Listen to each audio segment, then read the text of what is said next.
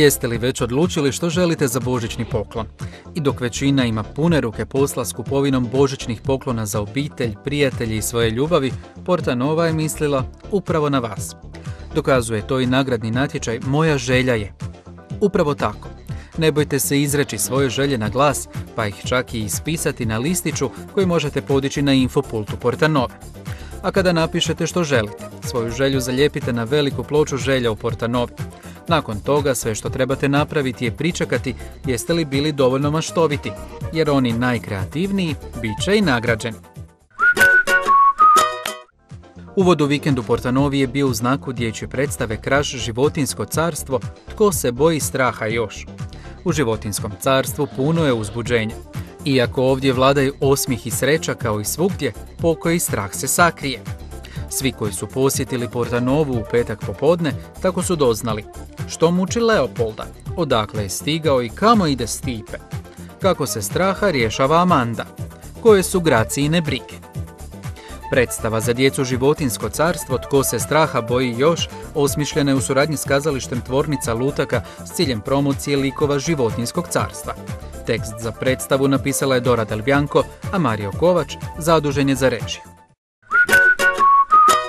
U nedjelju je u Portanovu došla dječja predstava Betlehemska zvijezda, nova predstava dječjeg kazališta Branka Mihaljevića. U svakoj dobroj priči, pa tako i predstavi, dobro mora nadvladati zlo.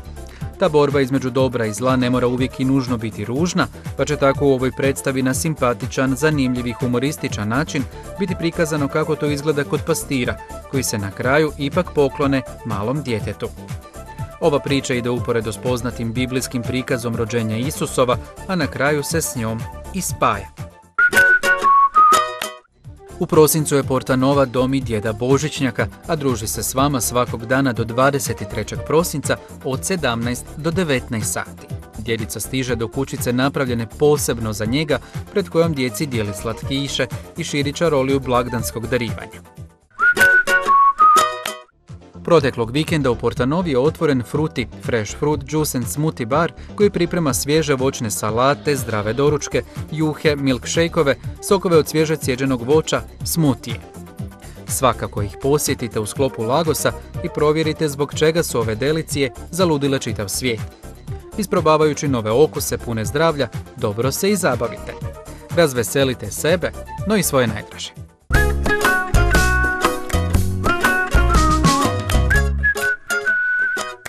Sudjelujte u humanitarnoj akciji Otvori ormar, otvori srce.